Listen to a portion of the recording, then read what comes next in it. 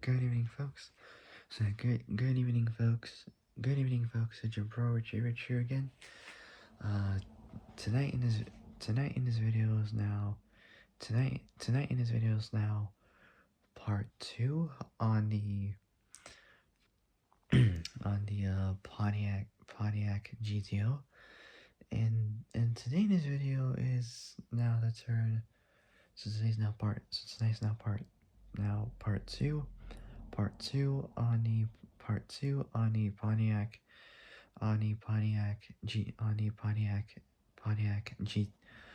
Pontiac GTO. So part two on the Pontiac GTO. So Pontiac GTO. Tonight in this video is now the turn of the Gen 2 GTO. Okay.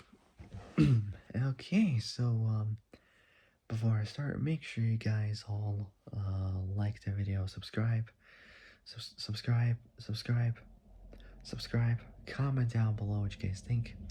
Hit the notification bell and hit the notification bell and hit all seal it and hit all seal it and hit all seal it hit all seal it when I make brand new uploads.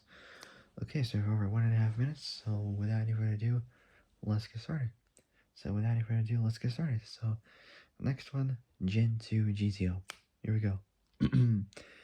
Overviews first, as always, so let's do it. Production was from 68 to 72. So from 1968 to 1972, assembly is in these 8 states. Well, 7. One of them is technically part of the state, but it's a little bit different. I'll explain to you which one it is. So the states is from which were assembled. So assemblies. So in these states so the states it was assembled at were Atlanta, Georgia, where Furious 7 was being filmed for some of it. So Atlanta, Georgia, Georgia, Fremont, California, Baltimore, Michigan, Baltimore, Maryland. So Atlanta, Georgia, Fremont, California, Baltimore, Maryland, Pontiac, Michigan. I know, yeah.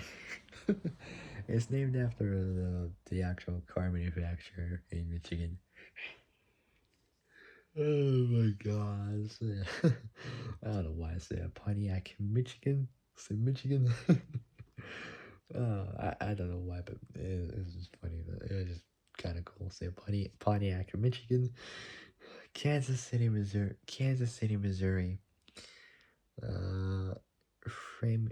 Framingham, Massachusetts. Framingham, Massachusetts. Arlington, Texas, and Oshawa in Ontario, Canada. Say Canada. So it was built mostly in the U.S. Apart from one which is Canada. Body and chassis next. Body style, 3 types you could choose from a two-door. Is either a convertible, hardtop, or a coupe. Platforms and A-body. It's related to the Oldsmobile 442, Chevy Malibu SS, and the Buick Skylark GS. So Grandsport for short. Powertrain is next. So for the motor, we got both a 6.6 liter 400 and a 7.5 liter 455, usually 454, but it's 455 Pontiac V8s.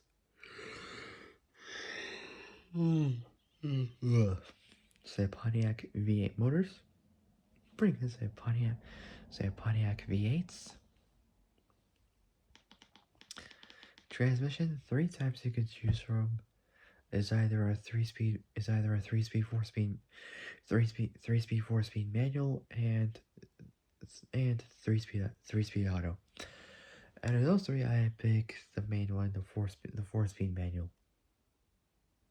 Pretty good. Okay, dimensions is next. There's not much on there, just a few bits and pieces. So wheelbase is at 2800 2800 2800 2800 and 2845 millimeters. So 2845 millimeters. 112 inches dead on for wheelbase. Length between 5093 to 5164 millimeters. 200.5 to 203.3 inches. Reason being why there's a 71 millimeter 71 millimeter 71 millimeter 3.2 inch difference there is because the one in 1968 to 1970 was slightly shorter than the one in 1971 to 1974, which that one was slightly longer.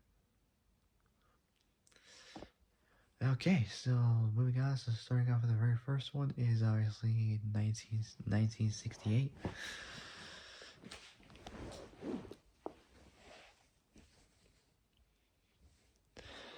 Gotta try to make some adjustments.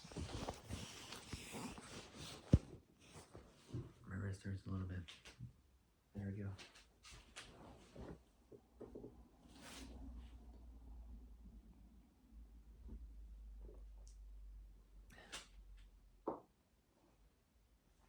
Okay, so reviewing experience. Alright. All good? Perfect, let's go. Okay, starting off with the first one is 1968. Let's do it. So I put it like that because my wrist just hurts a little bit just because I keep holding it always and just it just hurts. I don't want to do that. Anyways, so yeah, starting off with the first one is 1968. Here we go. Say 1968. Here we go. So GM redesigned its A body. So GM redesigned its A body line for the year 68 with more curvaceous semi fastback styling, which was a revival of a streamlining on all GM products. So all products from General Motors. From 1942. It's in the way a little bit, but whatever. Oh, sorry.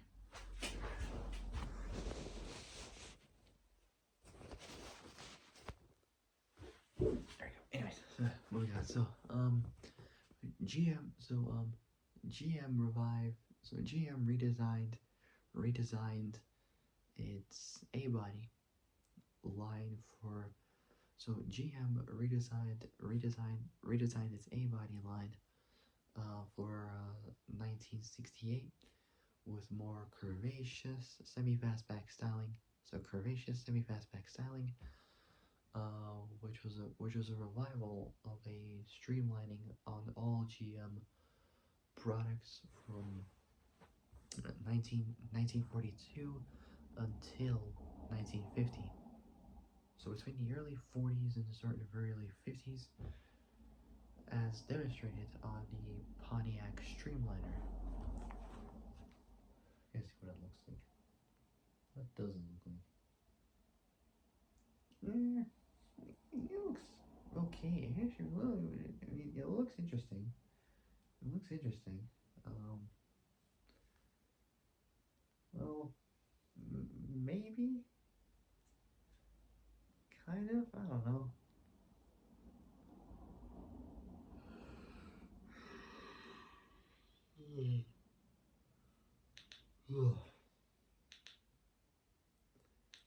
So it looks kind of interesting. So, GM redesigned its A-body line for 1968 with more curvaceous, semi-fastback styling, which was a revival of a streamlining on all GM products. Just as a little bit. Something doesn't fall. There we go. So GM revived. So GM redesigned.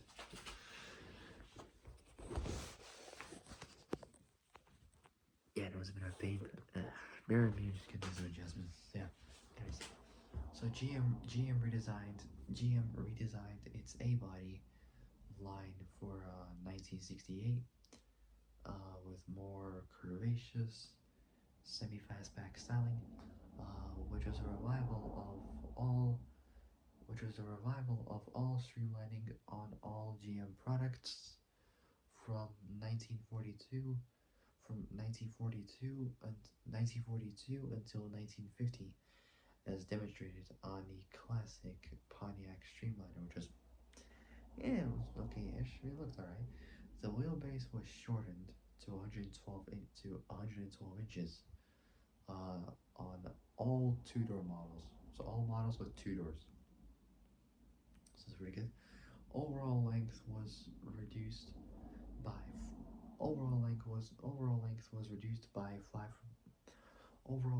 reduced by 5.9, well, 6 inches technically.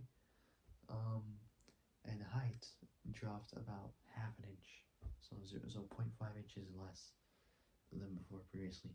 But overall weight was increased about 75 pounds, which was like 34 kilos. So a bit of a weight disadvantage, but well, Pontiac abandoned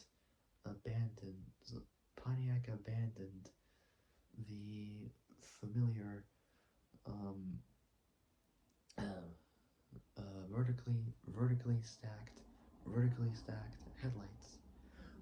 stacked headlights, so headlights, um, in favor of a horizontal layout, but made hidden headlights, so like pop-up headlights, which some cars you usually see, hidden headlights available at an extra cost. The concealed headlights were a popular option. The signature, so the concealed headlights were a popular option. The concealed headlights. What?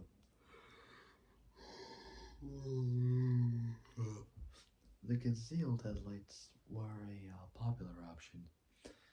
The signature hood scoop was replaced. The signature hood scoop. The signature hood scoop was replaced by. The signature hood scoop was replaced by dual scoops.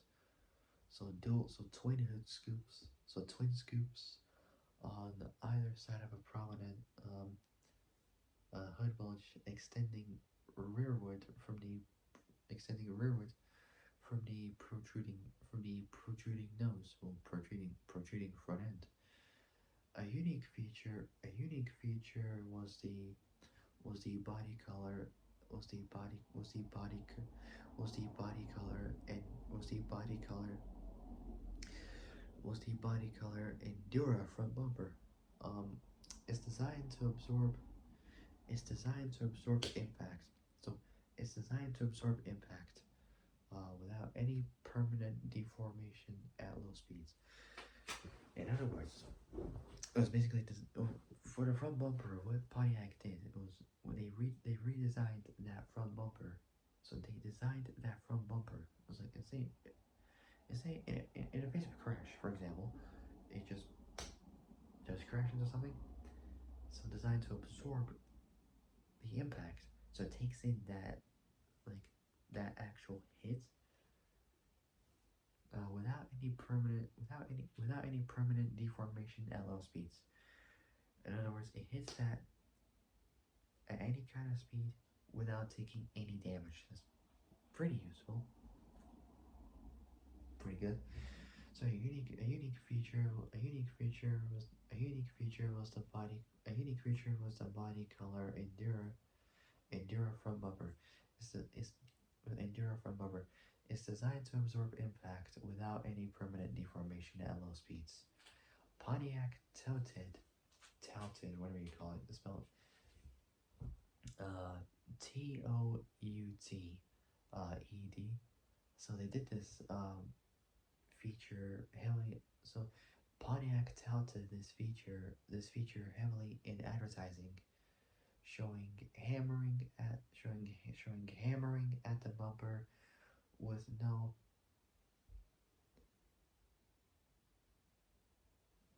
with no no discernible effect. Sorry, from where I was thinking, it just looks like the words are jumbled up, so I have to take a closer look so I see properly what it looks like.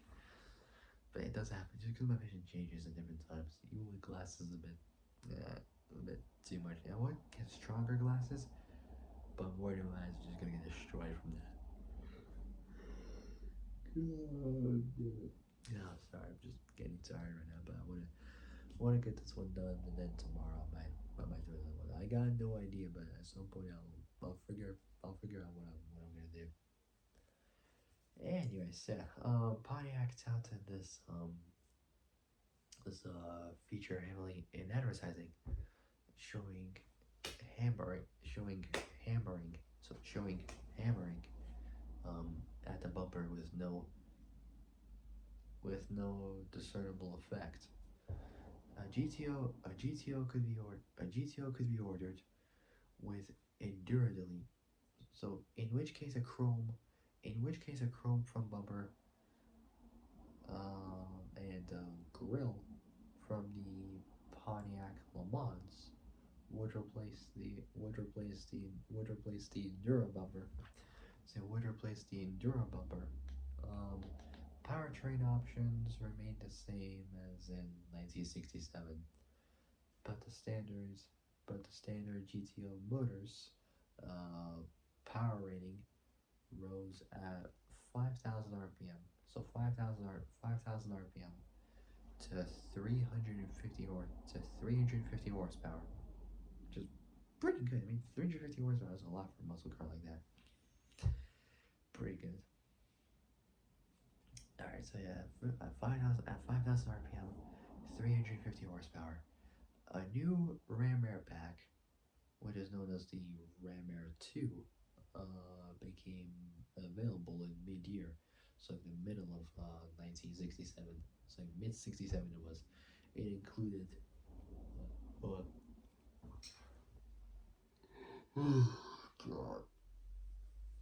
Sorry if I'm boring you guys to death, but if you want, you can skip forward. I truly don't mind. Actually, I got no problem at all. Anyways,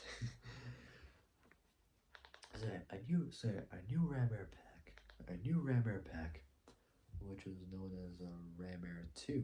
So Ram Air 2 um became Ram Air 2 became available in mid-year, so like the middle of 1967, so mid 67 it was. Uh,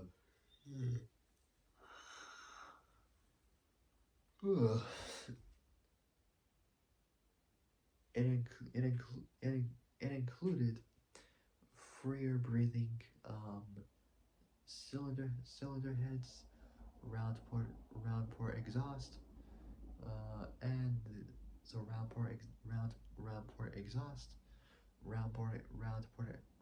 exhaust, and the 041 or 041 cam. The official power rating was not changed, so it's still the same. Um, another carryover from '67 was the four piston four piston caliper brake rotor option. However, most 68 models, so after 1967, 1968 models had drum brakes, which I used to work on those back in college. It was just an absolute colossal shitty, shitty, shitty nightmare. I apologize, no, excuse my language, but it's true. Like literally, drum brakes were like the most difficult component to work on, like on any kind of old car. Literally, I tried out like few times, and they were an absolute nightmare. The biggest issue with those drum brakes was the brakes. Was the brake shoes, like like the small metal pieces. Like if you see like brake pads, you would know what I'm talking about. Like the paddings on it. As for drum brakes, it's kind of almost like that, but with them they have like what was it? They have these metal like kind of like spring clips. Like you just like pull it like as much as you can, as hard as you can. You have to pull it because they were quite tight because of with rust and all that kind of stuff. So we had to like pull those, trying to get it to hook on, and literally just putting those back together was just a complete. Putting it back together was just a complete hellhole. It was just a complete nightmare. It was suicidal. Well, not really suicidal. I mean, kind of, yeah, but like it was a bit of a pain to do it, but I managed to get it done, put it back together, but it was just completely painful to do. Literally, if you're planning to do, here's a word of advice. If you're working on a car, and if you want to do drum brakes, my advice is get some people to help you, because like you never know what mistakes you would do by yourself. Believe me, I did many of those by myself when I used to do drum brakes back at college. It was just it was a bit of a pain, but I did manage to get like help from friends of mine who worked there at the garage, or workshop as they call it. But I call it a garage because it looked like a garage, basically. But you just have people help you out. I mean, it will make your life much more easier. And it saves you time, and it gets the job done faster. Well, sometimes getting it faster is not really the key, but if you wish, if you're told to do it fast, then you gotta do it. If you're told to take your time, just do it normally as much as you can. But the main important thing is that it's always has to be done, even if it's not like fully perfect. At least it's done at some point. But if it's not fully, then the next day we'll get like what was remaining left over done for that. Because we usually have like in containers, we would have like pieces what's left over for cars. Sometimes it could be in the car, and then we wait till the next day so we get it done before we do like the next assignment. Blah blah blah blah blah. How it goes. It's how it goes. Anyways, so where did I go? I say, ow.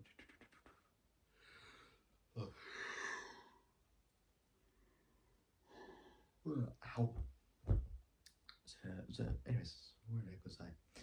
Alright, so powertrain options remain the same as in '67. So powertrain options remain the same as in '67. So powertrain options remain the same as in '67, but the standard GTO V8's power rating increased increased to 350 horse increased to 350 horsepower at 5,000 RPM. A new Ram Air pack, which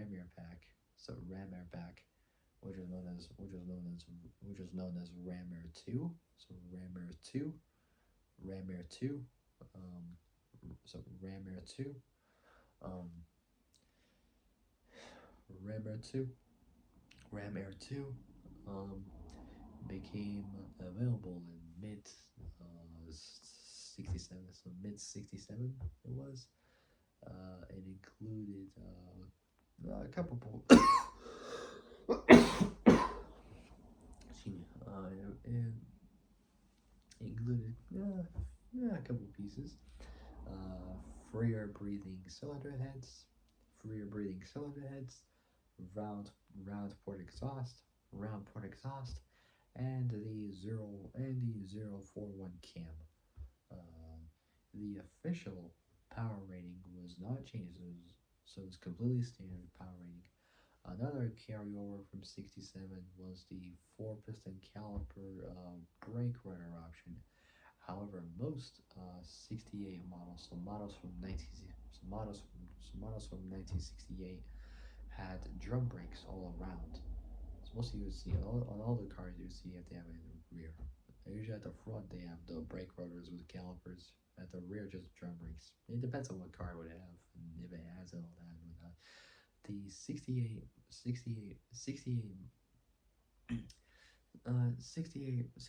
model year is also model six the 68 model the 68 model year is also the the last of the GTOs offered separate crank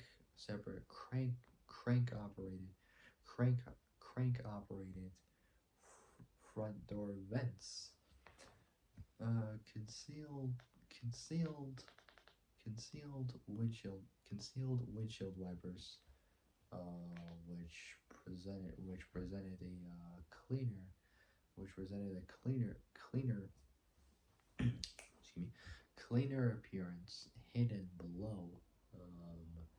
the rear edge below the rear edge of the rear edge of the hood were standards on the GTO and other 68 GM products and other 68 GM products after being introduced initially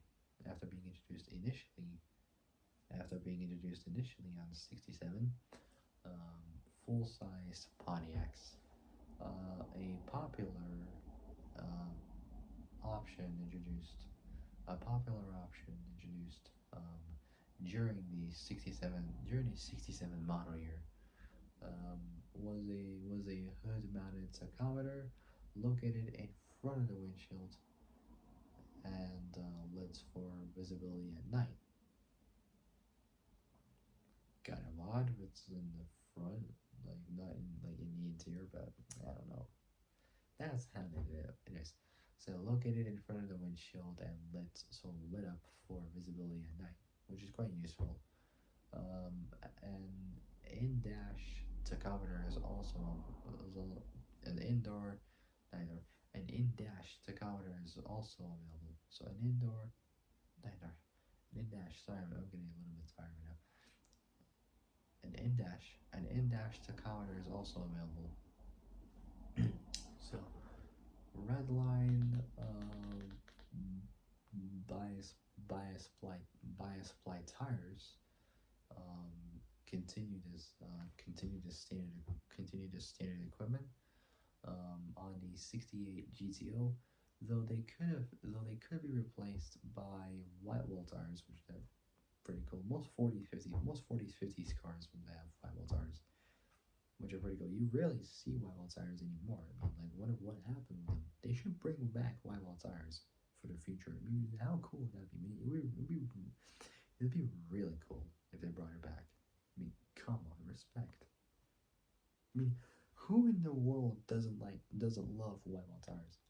I do. I mean, 40s, 50s cars, perfect. I mean, literally, white wall tires, perfect, bang on, pretty good. Anyways, red line bias ply tires continue the standard equipment on the 68 GTO, though they could be replaced by white wall tires. Again, super cool for free, so like no extra cost. A new option was radial tires for both improved. So a new option was radial tires for both improved ride and handling, ride and handling. So ride and handling. So ride and handling. Which I don't know what good that will do, but at least it's an achievement. So improved ride and handling. However, very few were optional. Not optional. Very few were delivered. Very few were delivered. Very few were delivered with. Very few were delivered with the radial tires. Um, because of manufacturing problems encountered by the supplier, BF Goodrich. Pretty cool tire company. I mean, there's many out there. There's Goodyear, Continental. What else? Dunlop. Yokohama, Toyo. There's so many out there. Bridgestone even.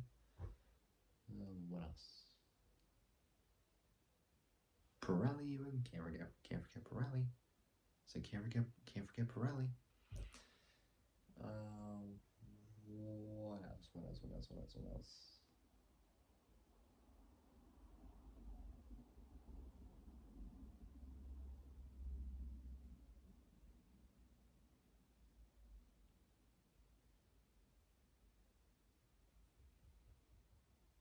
A couple American drag radials, ACBC radial. I forgot what it was called. But some classic muscle cars, they would have like lettering around the sides, something radial. I forgot, something like that. You know probably what I'm talking about. I pretty much forgot the name of the stock classic radial tire companies. God Lord.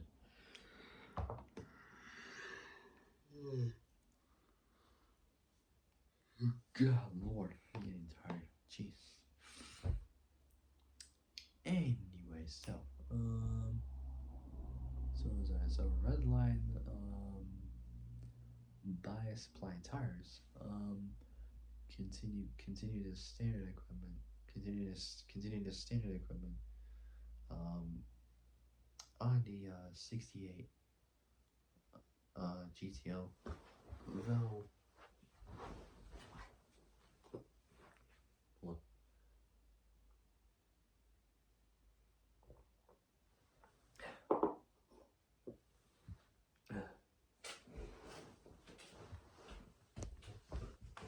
there we go. So red line, bias ply tires, continued as standard equipment, on the 68 GTO, 68 GTO. Though they could be replaced by white wall tires, um, for free. So at no extra cost. A new option was radial tires for improved rides and handling. However, very few were delivered with the radial tires because of manufacturing problems encountered by the supplier BF Goodrich. The radial tire the radial tire option was discontinued. The radial tire option was the radial tire option was discontinued after 1968. So the radial tire option was the radial tire the radial the radial tire option was discontinued after the radial tire option was discontinued after 19 the radial tire was discontinued after the radial tire option was discontinued after 1968. Pontiac didn't offer radial tires as a factory option on the GTO again until the 1974 model, which would back then it had radial tires again. Hot Rod Magazine tested a four-speed. So a four so Hot Rod Magazine tested a four-speed GTO.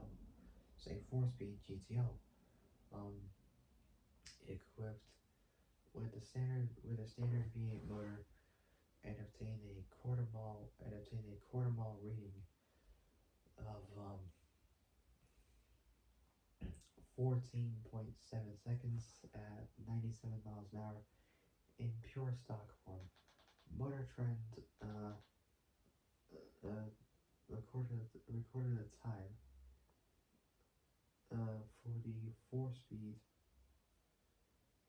So they clocked a 4-speed Ram GTO with a Ram GTO with a 4.33 with a 4.33 rate differential rate differential at 14.45,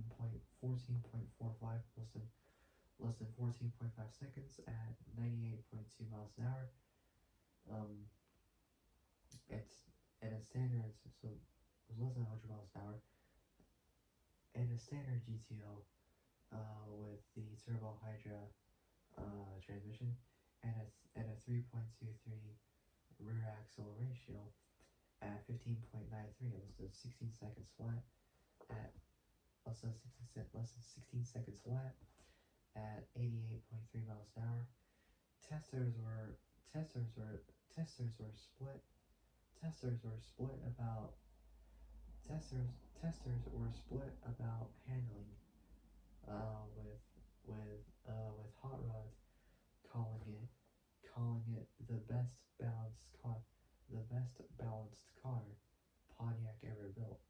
So the best balanced car Pontiac ever built. That's the quote. That's the quote. But Car Life apparently chided. Can't really tell what it means. Like can't really pronounce it kind of well. Can't pronounce it quite well. But it's spelled CHIDED.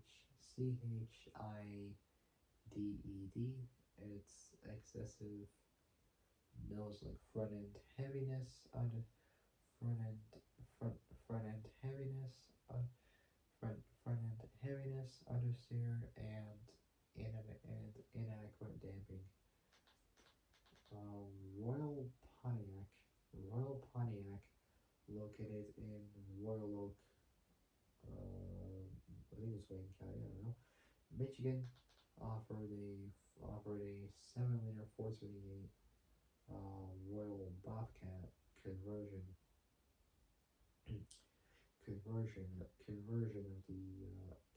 of the 68 GTO for a $650 option. So for $650,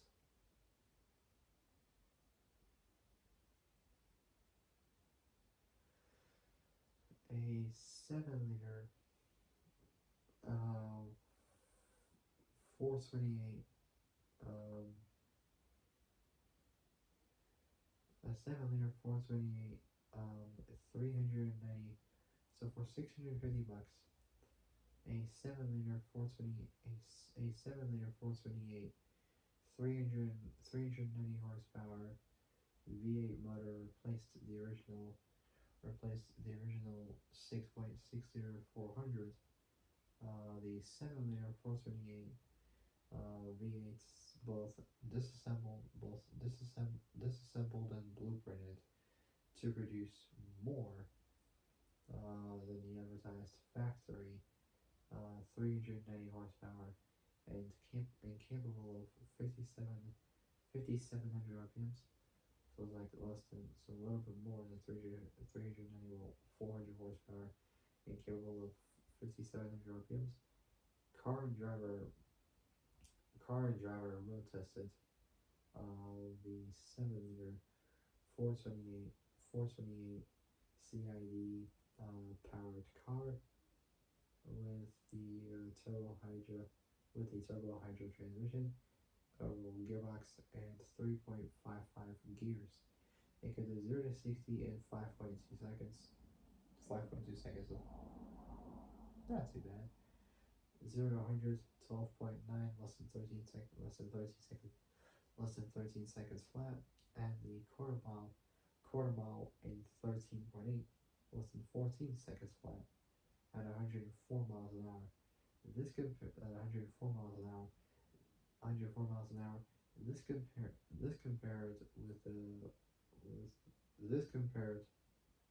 to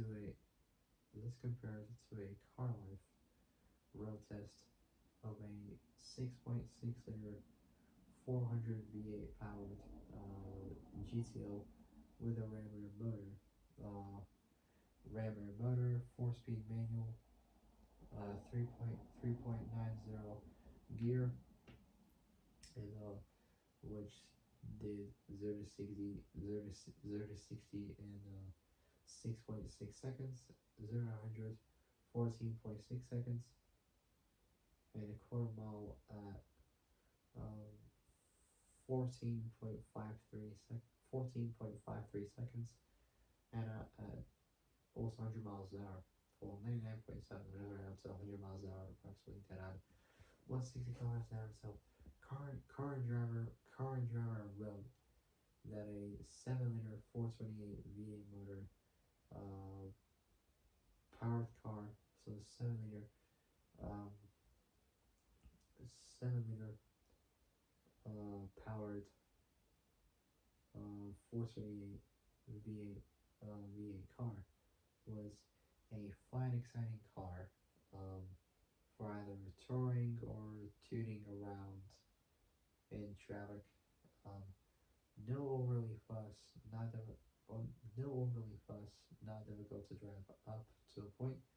Too much throttle, too much throttle, too much throttle at the wrong time will spin the car. So too much throttle at the wrong time will spin the car, um, or send it rocketing off or send it rocketing off the road and into the farmer's field. You could you, into the farmer's field. You could light up the car's tires, like it's an A.A. double A battery fueler. Anytime the notion um, seizes your fancy. On the other hand, according to car life, the Rammer. So on the other hand, according to car life, the Rammer powers car. Uh,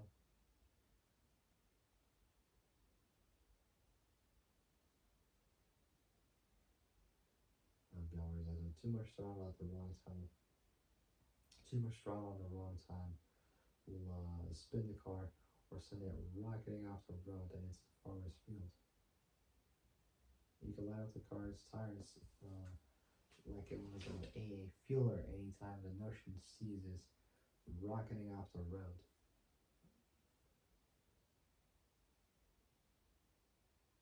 No, hold on, so, crap, where was it? So, car and driver wrote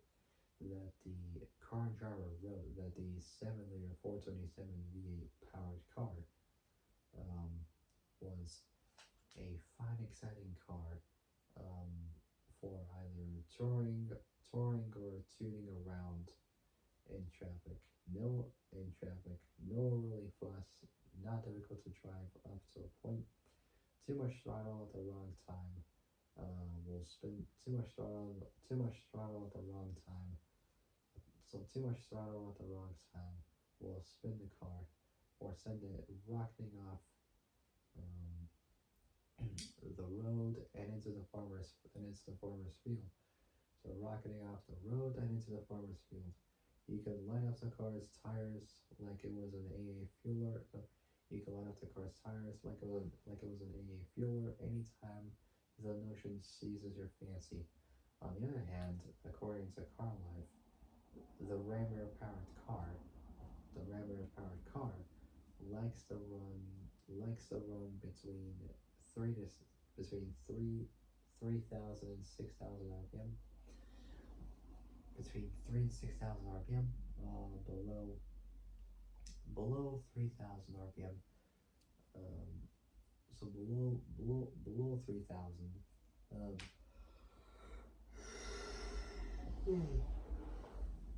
so below 3,000, the GTO both ran flat and a bit rough. Part throttle and driving at 2,000 RPM around town was both difficult and unpleasant. So difficult and unpleasant. Freeway cruising, meanwhile, at 4,000. So freeway cruising, meanwhile, at 4,000. So freeway cruising, meanwhile, at 4,000 1,000 RPMs, anything but both pleasant and promises short life for hardworking motor components. Also driving,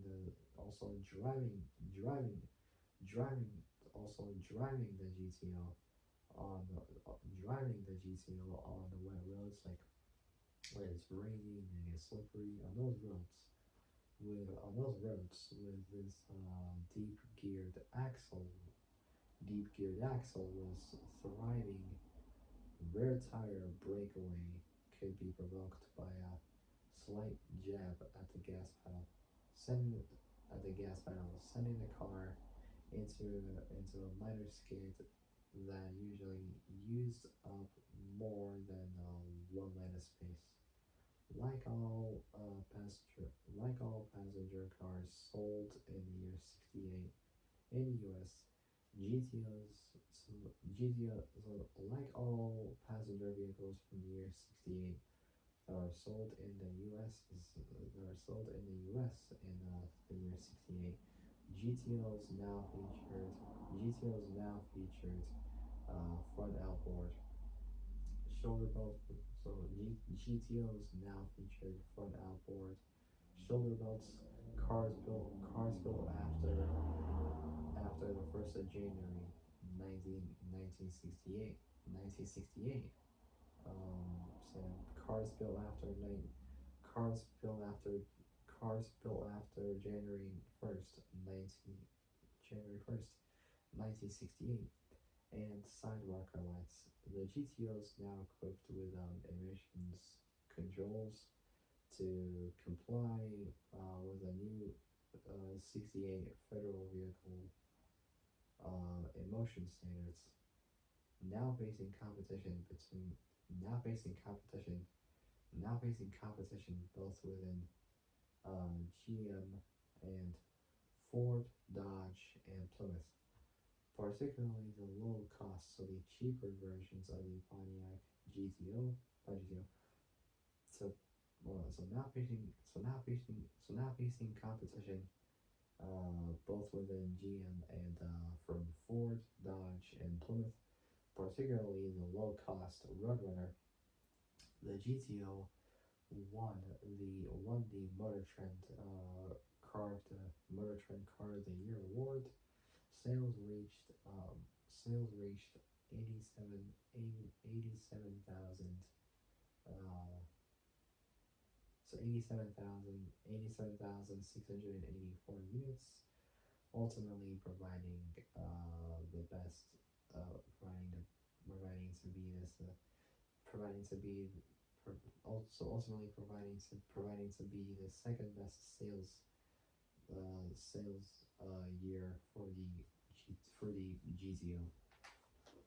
Okay, next up we got is 1968, so it's quite a bit more to it than that, but we'll get it done as quick as I can. So, the '69 model eliminated the front door vent windows, had a slight grill and taillight revision, and moved the ignition key from the dash to the steering column, which locked the steering when the key was removed. A federal requirement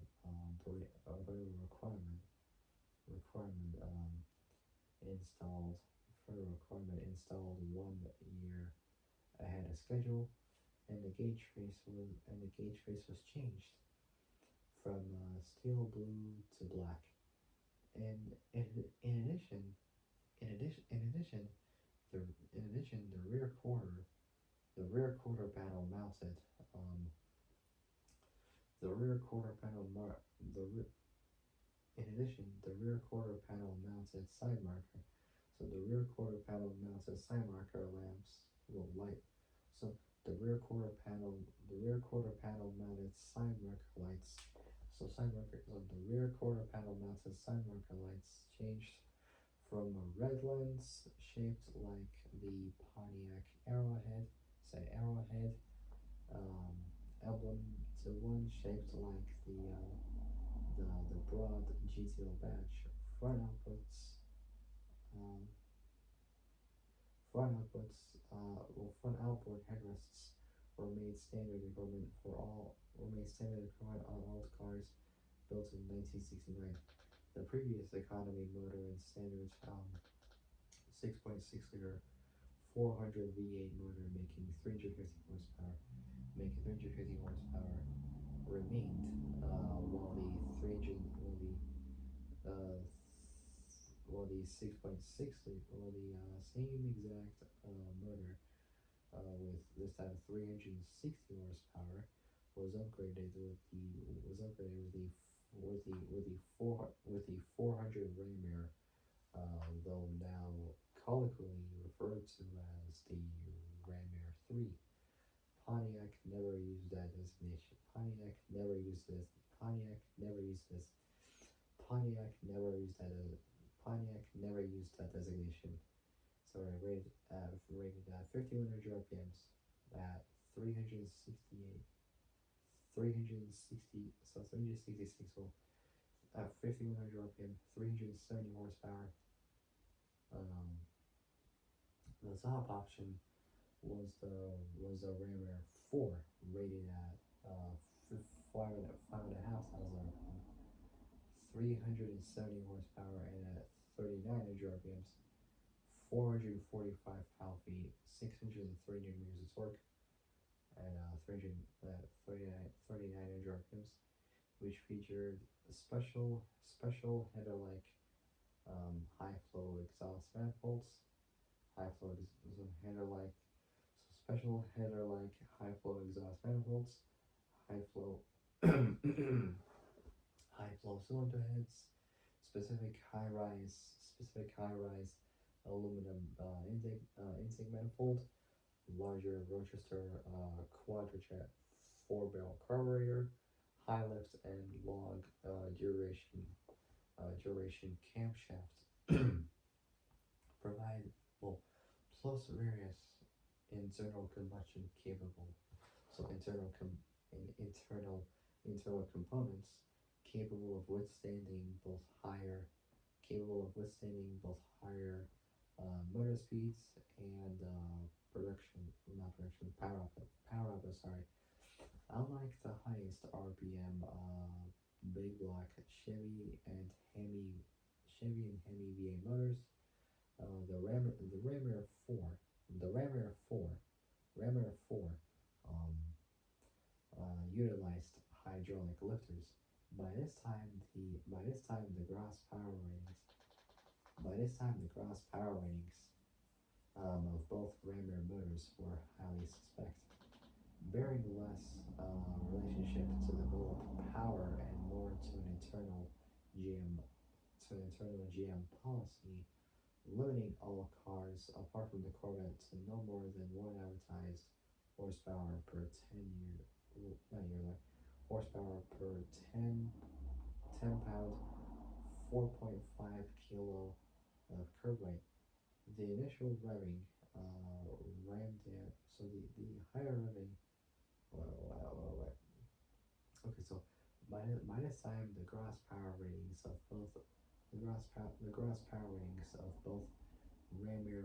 both Ram Air motors were highly suspect, bearing less relationship to develop and well, well, by this time the gross power ratings of both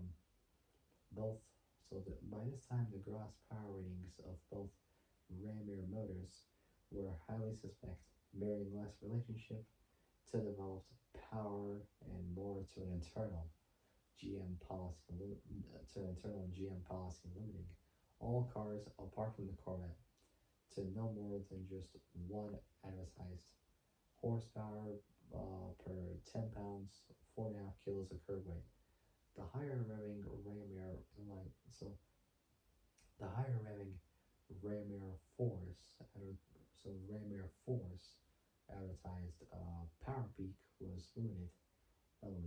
was listed starting at 5,000 RPM. 5,000 RPM, 100, so 5,000 RPM, 100 less than the less powerful Ram Air 400.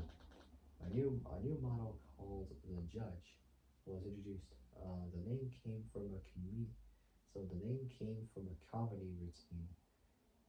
Here Come the Judge, used repeatedly on the Rowan Martin's Laugh-In TV show. So Laugh-In TV show, the judge routine made famous by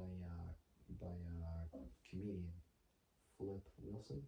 Um, Full name was uh, Clero Flip Wilson Jr., born December 8th, 1933, in this in the second most populous city of Jersey City, after New York and New Jersey, in Hudson County.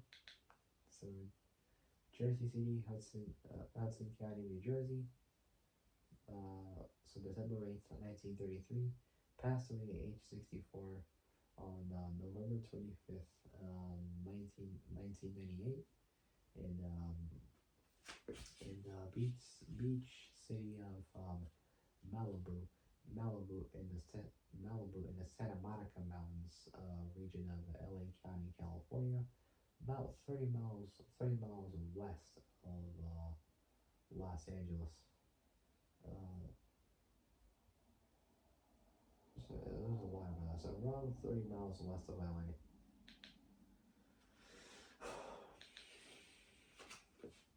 Anyways, so a new model called the Judge was introduced.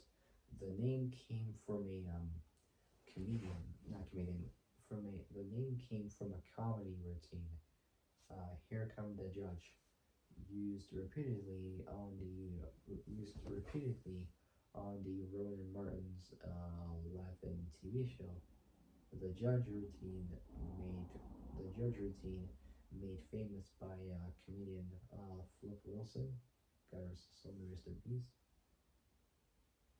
Flip Wilson was borrowed from the act of long time uh, burlesque entertainer Dewey Pigmeat Markham.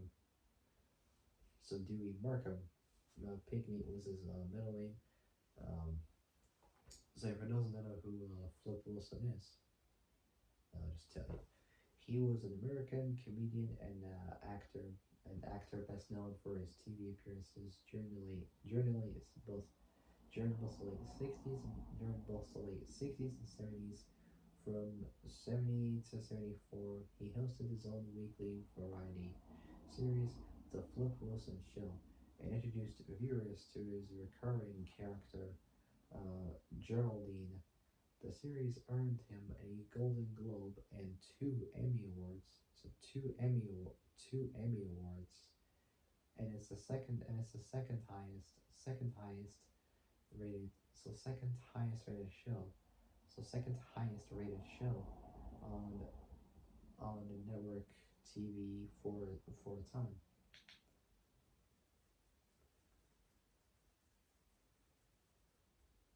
So the judge routine made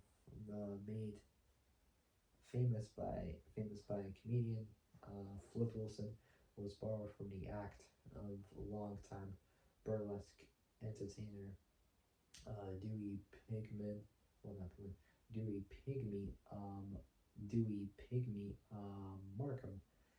Advertisements used slogans like "All rise for the judge" and the judge could be bought.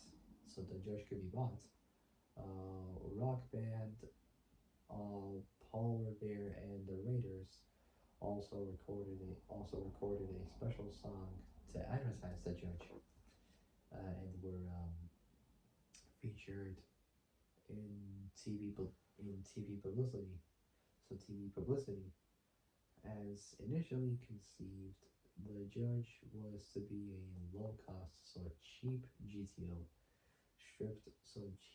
cheap GTO, stripped of features to make it competitive with the Plymouth Roadrunner. The pack was $332 more expensive.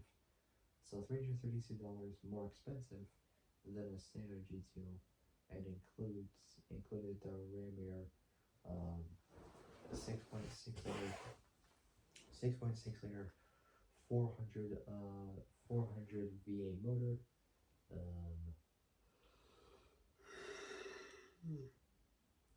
Along with that, you would add rally to wheels without the trim rings around it.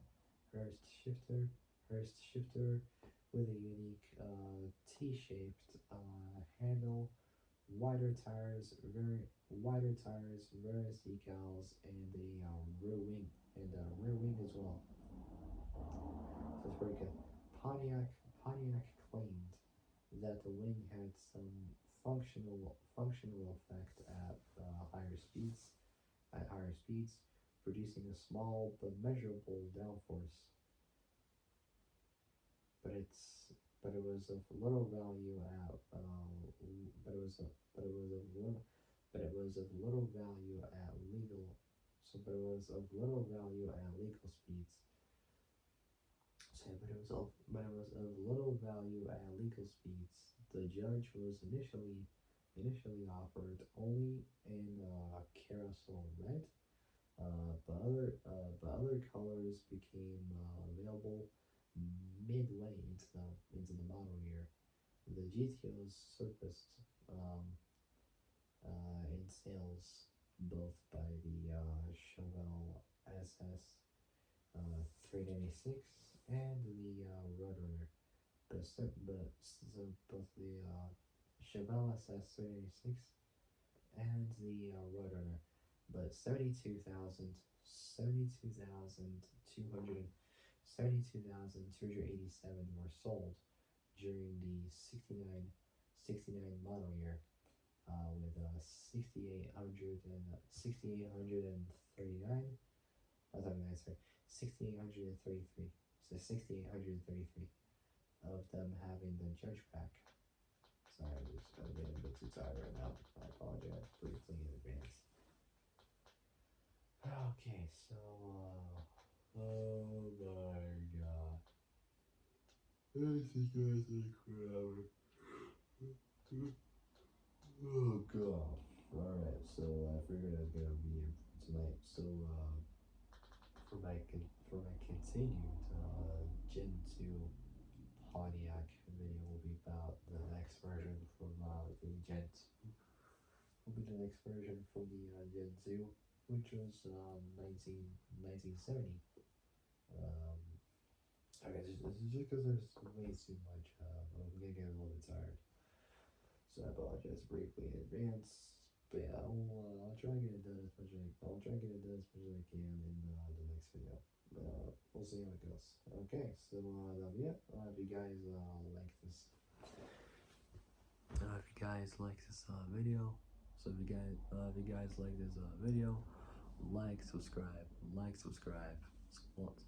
subscribe, comment down below what you guys think. Hit notification bell, and hit all so that when I make brand new uploads. All right.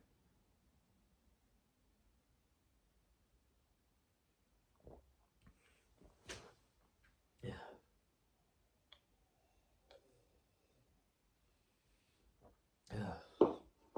Alright. So midway to the model year, the GTO was surfaced in sales both by the GTO was surfaced in sales both by the Chevelle SS 6.5 liter 396 V8, so the SS, and the Plymouth Roadrunner, but 72,287 were sold. During the 69 model year, with 6,800,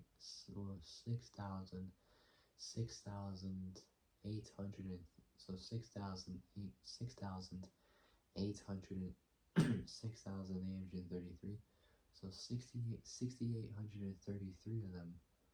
6,833 of them, having the judge pack. Okay, so 6,833 6,833 of them having the judge pack. So having the judge pack, not too bad.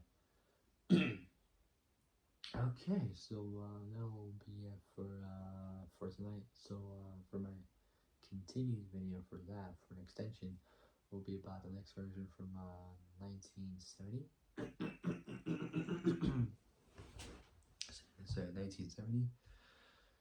Oh, okay, so that'll be it for tonight. So if you guys like this video, like, subscribe, comment down below what you guys think. Hit the notification bell.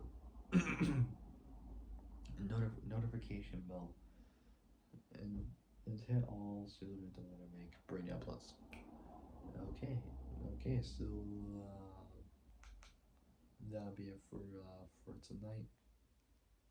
What is the time? Anyway, I got no clue. Yeah. Oh my god, 12:05 a.m. in the morning. Are you kidding me? Unbelievable. Well, at least I'm gonna do as much as I can, but I'm still gonna continue it tomorrow. But I will do more as much as I can. Okay, so that'll be it. If you guys like this video, like, subscribe, comment down below. Like, subscribe, comment down below what you guys think. Hit the notification